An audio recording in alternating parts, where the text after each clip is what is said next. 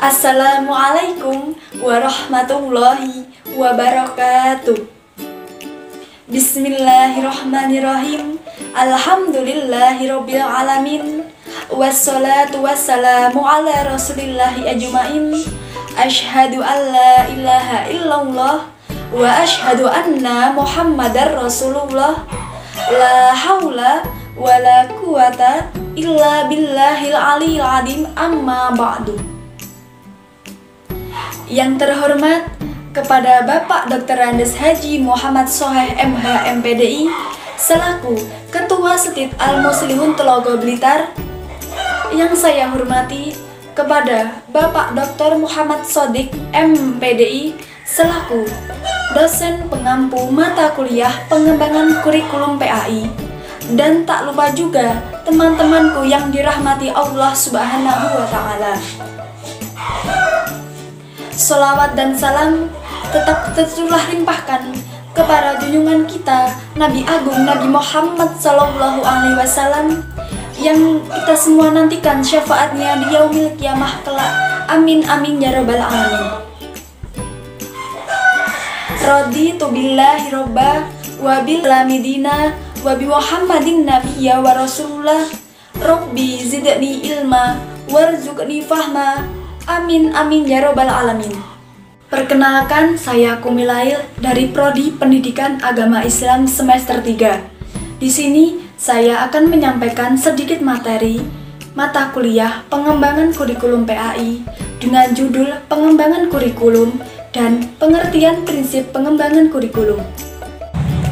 Di dalam materi pengembangan kurikulum dan pengertian prinsip pengembangan kurikulum itu dibagi menjadi 7 subtema. Di antaranya yaitu kita lihat di sini. Namun saya tidak akan menjelaskan semuanya. Tetapi saya di sini akan menjelaskan poin E dan poin F, yaitu sumber-sumber pengembangan kurikulum dan tipe-tipe pengembangan kurikulum.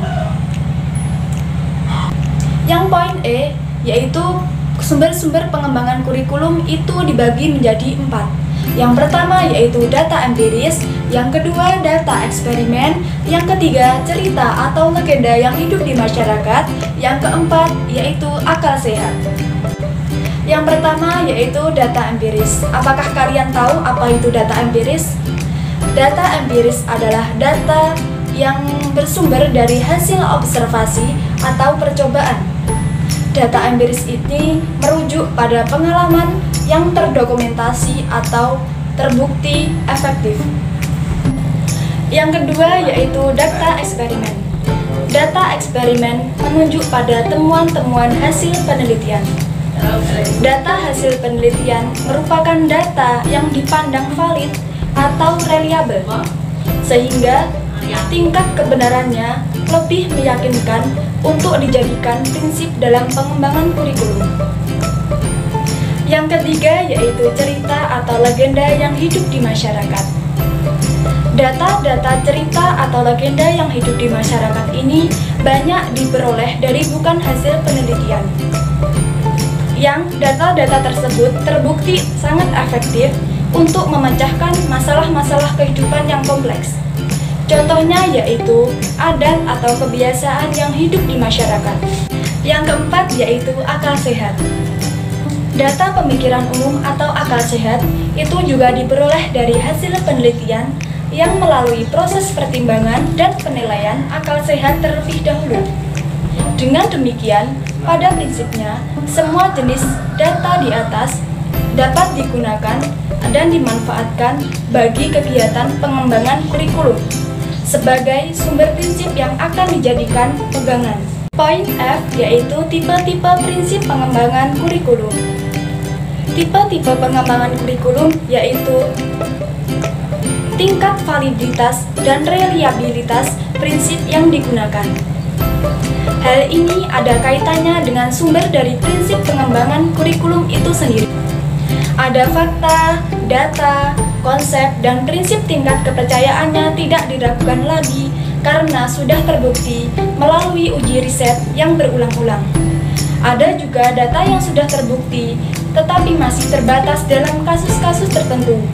dan belum bisa digeneralisasikan, dan terdapat pula data yang belum dibuktikan oleh riset tetapi sudah terbukti dalam kehidupan dan menurut pertimbangan akal sehat dipandang logis, baik, dan berguna. Tipe-tipe pengembangan kurikulum itu dibagi menjadi 3. Yang pertama yaitu anggapan utuh atau menyeluruh.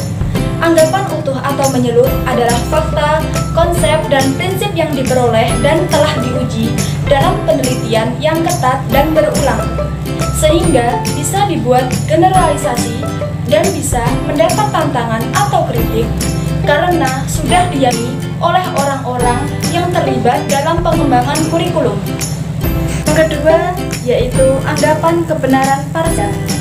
Anggapan kebenaran parsial yaitu suatu fakta, konsep, dan prinsip yang sudah terbukti efektif dalam banyak kasus, tetapi sifatnya masih belum bisa digeneralisasikan karena masih dianggap baik dan bermanfaat.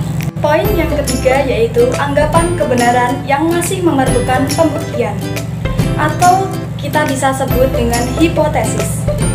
Hipotesis yaitu asumsi kerja atau prinsip yang sifatnya tentatif atau masih dalam kesimpulan yang sementara dan muncul dari pemikiran akal sehat.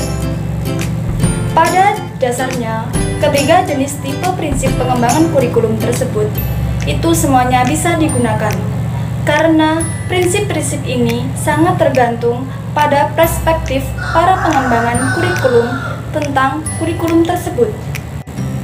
Sesuai dengan hadis riwayat Hakim, hadis tentang kurikulum pendidikan yang ada di bawah sini, yang berbunyi, Bismillahirrahmanirrahim, taraktu fikum amroini ma in tamsakum bihima lan tadillu abada kitaballahi wa sunnata rasulih, rawahu Hakim.